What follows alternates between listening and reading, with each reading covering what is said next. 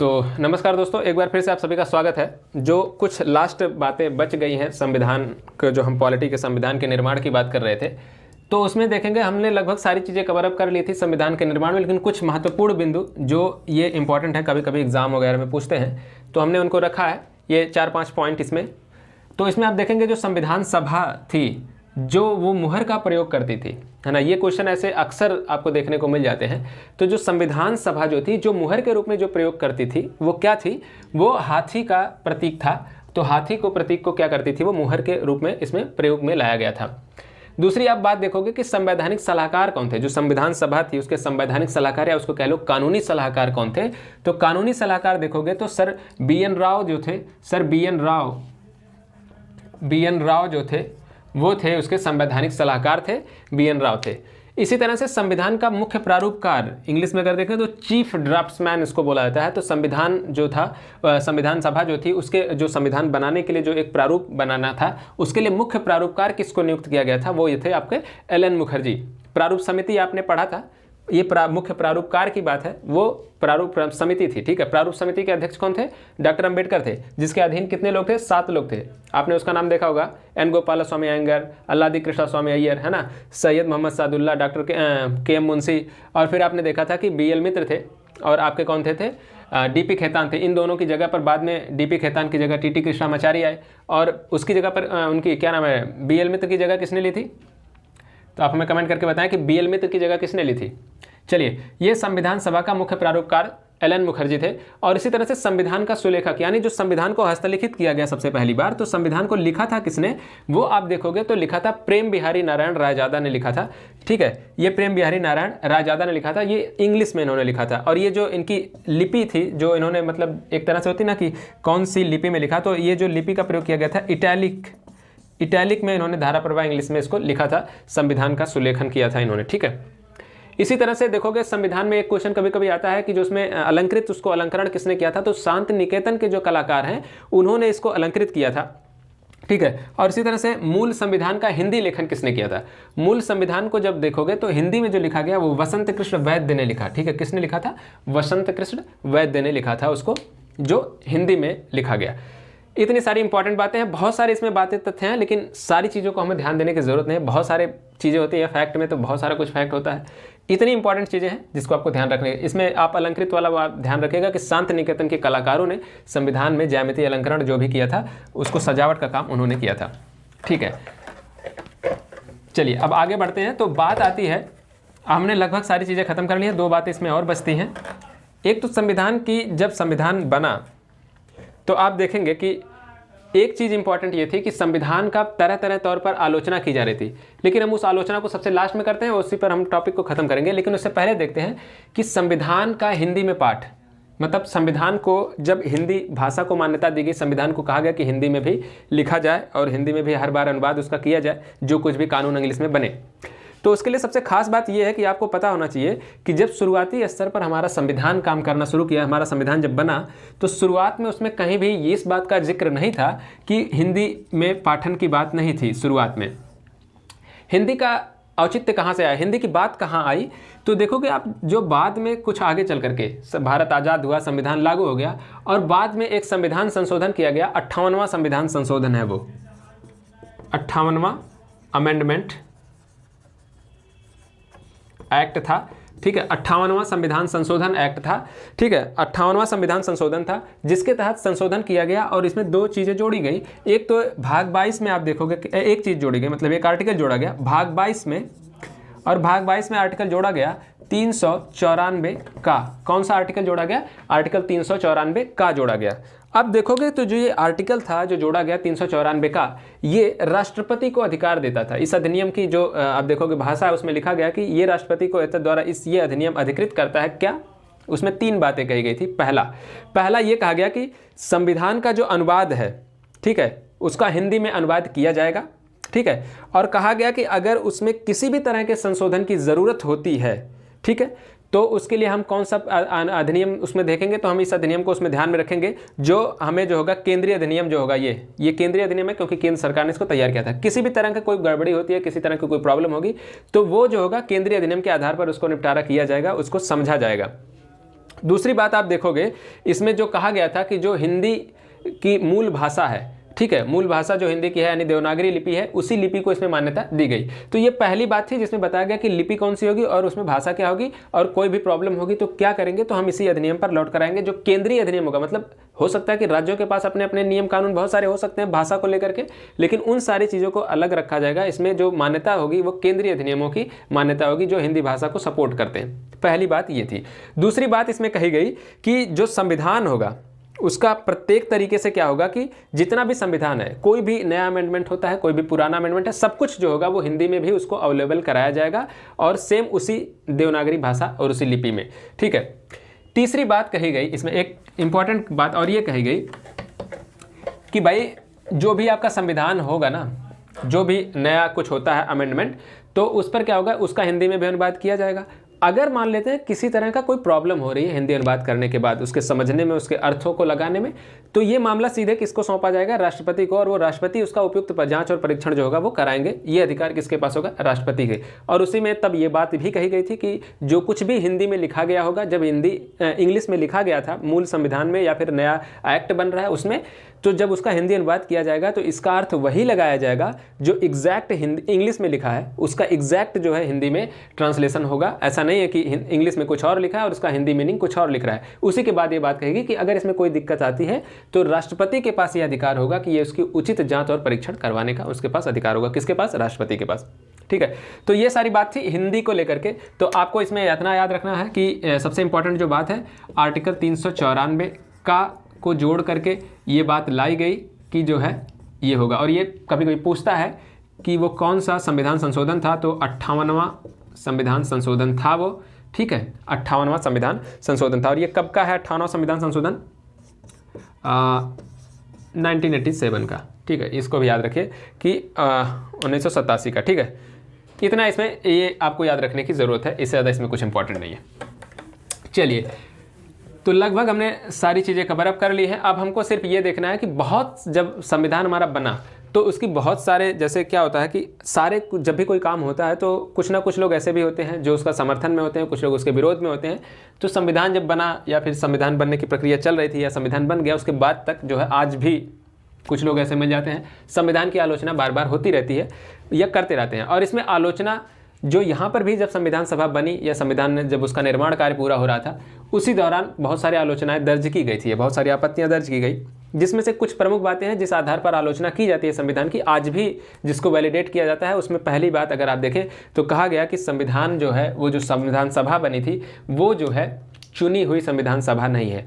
तो हम जब पढ़ रहे थे पहले तो यही कहते हैं कि चुनी हुई, या फिर कह लें कि जो नेहरू ने जब कहा था, जब वो 1938 के अधिवेशन में जब नेहरू ने कहा कि जो हमारी संविधान सभा बनेगी वो क्या होगी, वयस्क मताधिकारों पर चुनी हुई लोगों से, जो चुनकर व्यक्ति जाएंगे उन्हीं से बनेगी संविधान सभा। तो लोगों का कहना है कि चुनी हुई नहीं थी, इसलिए जो है ये पूरी तरह से भारतीयता को दर्शाती नहीं है, लोगों को साथ में लेकर के, ये लोगों की राय नहीं थी, इन लोगों ने संविधान बनाया और थोप दिया कुछ एक चुनिंदे लोगों ने। लेकिन ये बात आप देखेंगे ना कि कहने बहुत आसान है, ये कुछ भी आलोचना करना बड़ा आसान होता है किसी भी चीज़ का, किसी भी व्यक्ति का, किसी भी संस्था का, कुछ भी।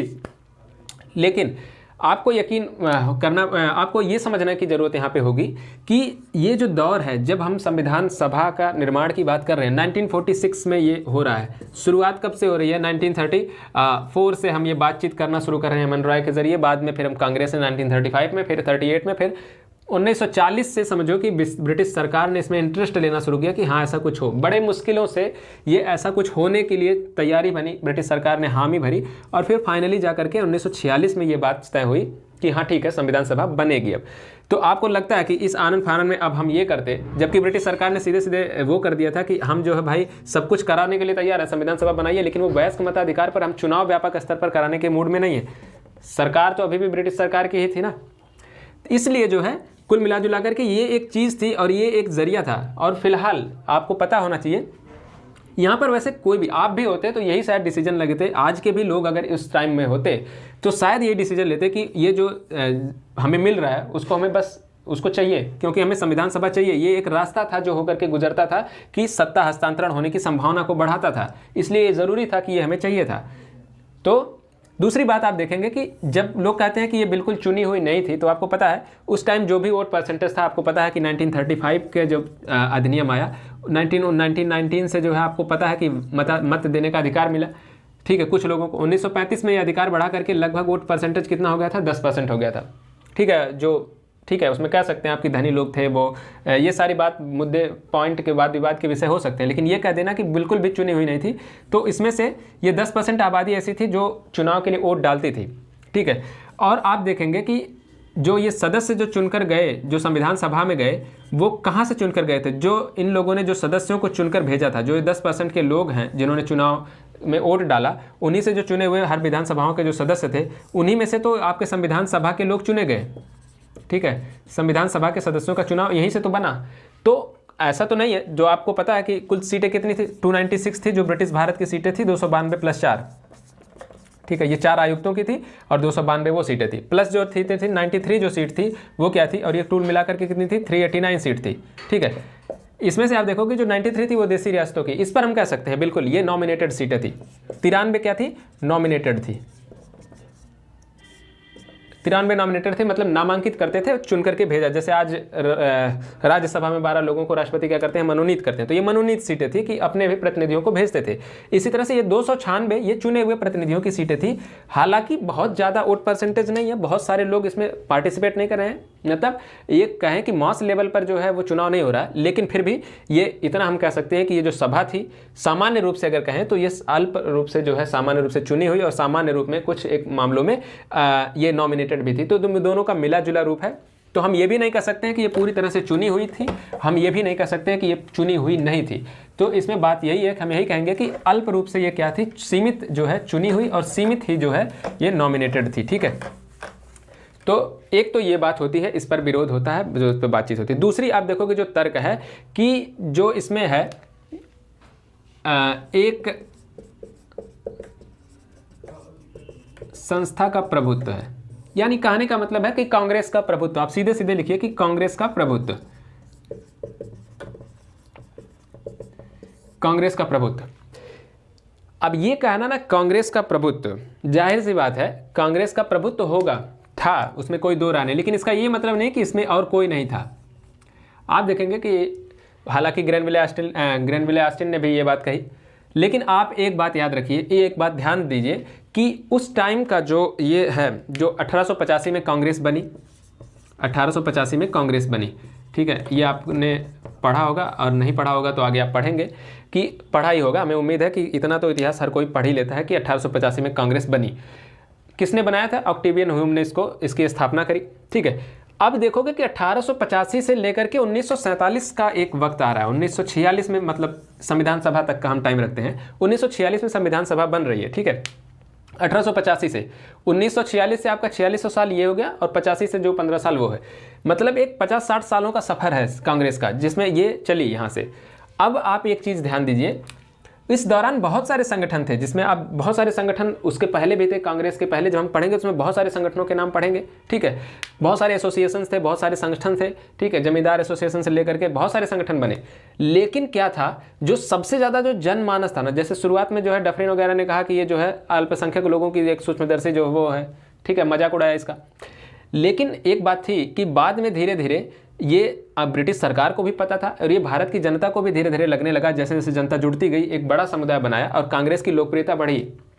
और उस टाइम का अगर आप देखेंगे कि जो सबसे बड़ा जो संगठन उभर कर खड़ा हुआ वो कांग्रेस था।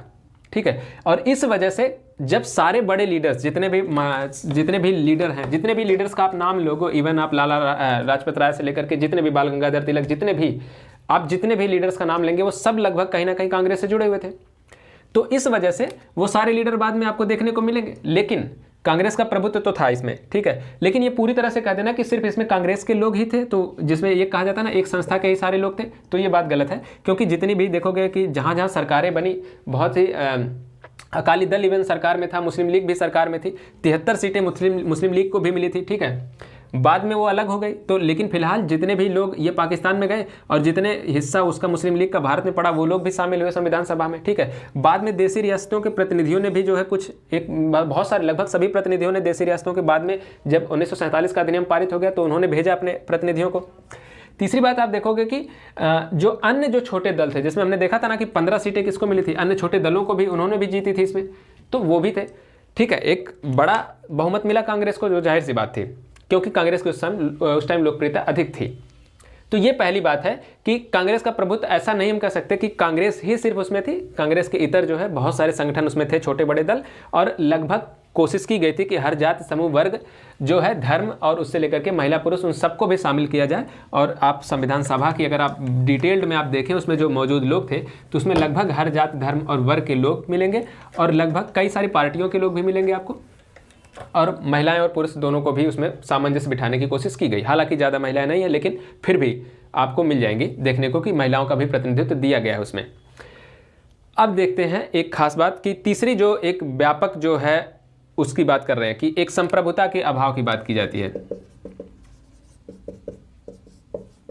ये इसलिए इस टर्म का प्रयोग किया है कि संप्रभुता का अभाव था, क्योंकि लोगों को लगता है कि इन जो लोग ये आलोचना करते हैं, उनको लगता है कि जो ये संविधान बना वो कब बना, ब्रिटिश काल में बना।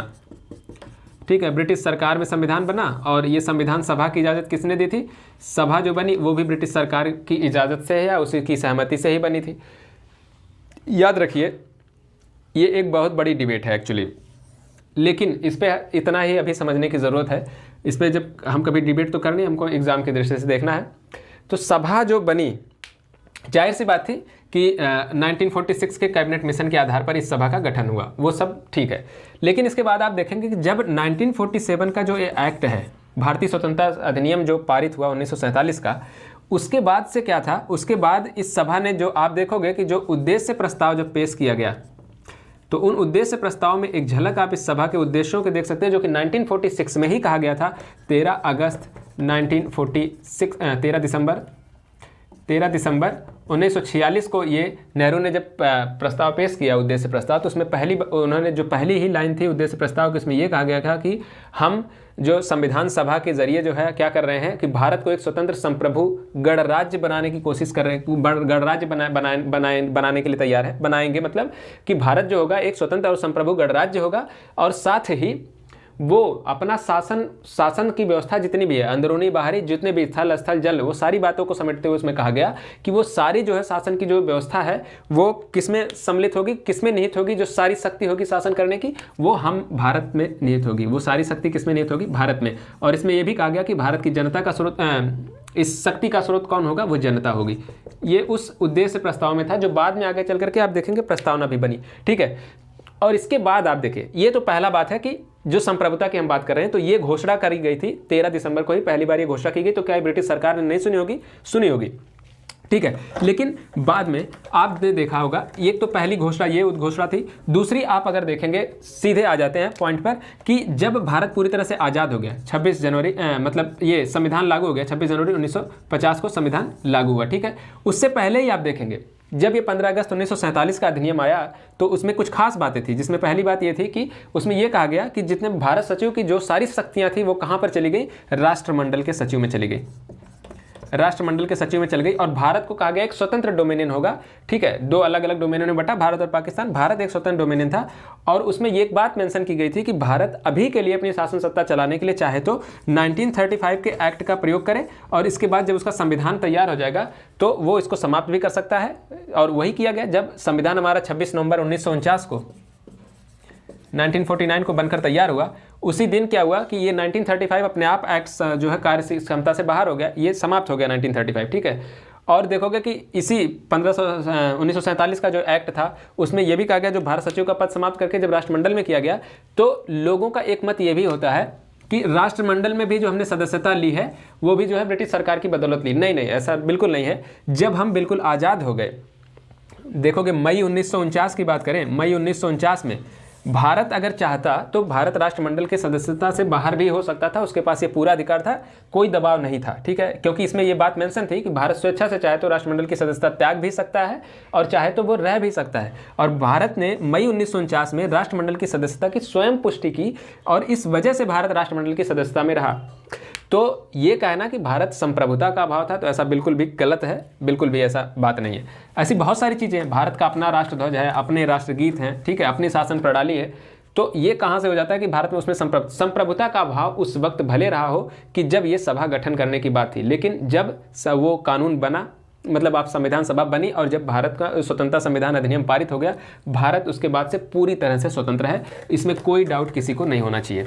ठीक, ये 2-3 बातें।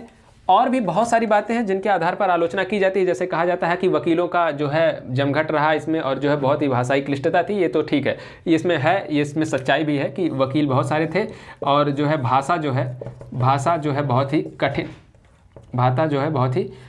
कठिन भाषा का प्रयोग किया गया, बहुत ही क्लिष्ट भाषा का प्रयोग है इसमें संविधान में, और इसमें नकारा नहीं जा सकता। ठीक है, दूसरी बात आप देखेंगे कि इसमें एक बात है कि कुछ लोगों का कहना है कि समय की बर्बादी, मतलब इस पर तो बात ही करना बेकार है। समय की बर्बादी, कुछ लोग कहते हैं कि समय की, मतलब उन लोगों को कहना है कि जो अमेरिका वगैरह ने है वो सब 6-7 महीनों में अपना संविधान बना लिया, और भारत को 2 साल 11 माह कितना लगा था, 18 दिन, 2 वर्ष 11 माह 18 दिन। जाहिर सी बात है, आपको पता है दुनिया भर के उस टाइम जितने भी अवेलेबल संविधान थे, हमने सभी का अध्ययन किया, सभी का जो है दुनिया भर के संविधानों का अध्ययन हमने किया। और जाहिर सी बात है, आज अगर देखें दुनिया में जो हमारा संविधान है वो ना तो बहुत ही कठोर है और ना ही बहुत ही लचीला है। ठीक है, बहुत सारी चीज़ें हमने दुनिया भर से सीखी, और जो सारी चीज़ें एक साथ सभी चीज़ें जो संविधान में वैसे थे वो भारत का ही संविधान है। इसी वजह से हमारा संविधान थोड़ा लेंदी भी हुआ और काफ़ी बड़ा भी। 1935 का भी उसमें बड़ा योगदान है कि वो जो 1935 का अधिनियम था उसकी बहुत सारी धाराएं आज भी हमारे संविधान में मौजूद हैं। तो समय की बर्बादी कर देना ये सिर्फ जो है इतना ठीक नहीं लगता, अपने आप में पूरी तरह से तार्किक नहीं है। ठीक है, समय तो लगेगा यार, अच्छा चीज़ बनाना है तो आपको समय देना पड़ता है। आप 3 दिन में संविधान बना करके तैयार कर दीजिए और फिर आपको उम्मीद है कि वो पूरी चीज़ों को समेट करके चल पाएगा एक साथ, फिर पता चला 6 दिन के बाद वो फिर अपने आप को नहीं संभाल पा रहा है। तो ये सारी चीज़ों का ख्याल रखना पड़ता है। समय की बर्बादी, समय ठीक है, जिसमें इतना जो है आलोचना करने की इसकी ज़रूरत नहीं थी। ठीक है, जो लोग आलोचना करते हैं उनको करने दीजिए। इसके बाद आप देखोगे कि एक है कि कुछ लोगों ने कहा कि हिंदुओं का प्रभुत्व है, जैसे आप देखोगे ना तो बहुत सारे जो बहुत अच्छे विद्वान हैं उन्होंने टिप्पणी करी है। जैसे आप देखोगे तो विस्काउंट चर्चिल, ये सब वैसे ऐसे लोग हैं ना जो ये सारी बातें बोलते हैं कि हिंदुओं का प्रभुत्व है, ये इनकी मानसिकता से ऐसे लोग हैं। जैसे ये जो विस्काउंट चर्चिल टाइप का आदमी है, ये उस टाइम भी जो है ना वो उसी जो क्या नाम था, रंग भेद वगैरह की जो बातें हैं, और जो आप देखोगे कि जो वो पृथक निर्वाचन वगैरह है, या फिर हिंदू मुस्लिम करने में जो उनके बीच में खाई पैदा करने में, इन सब का बड़ा अच्छा खासा योगदान रहा। तो इनकी बातें पर वैसे भी ध्यान नहीं देते। ठीक है, हिंदुओं का एक विशेष समुदाय है, जबकि आपको पता होगा कि जब बाद में पूना पैक्ट जब हुआ उसके बाद से ही जो है सारे लोगों के प्रतिनिधित्व की बात की गई थी, जिसमें SC ST समुदाय की भी लिए भी जो सीटें थी उनको भी बढ़ाया गया था, चाहे वो केंद्र हो चाहे वो प्रांत में हो, दोनों के लिए सीटों को रिजर्व किया गया। ठीक है, हम उतने व्यापक स्तर पर सीट नहीं कर पाए, लेकिन ऐसा कहना गलत है कि सिर्फ एक ही वर्ग का प्रभुत्व था। उसमें हर एक जाति, हर एक वर्ग, हर एक धर्म के लोगों को समान रूप से जो है ये प्रभुत्व यानी कि कह लें कि स्थान देने की कोशिश की गई है। ठीक है, तो ये सिर्फ एक हवाई बातें कहना, ठीक है, इन लोगों की बातों पर इतना ध्यान देने की ज़रूरत नहीं है। और वैसे भी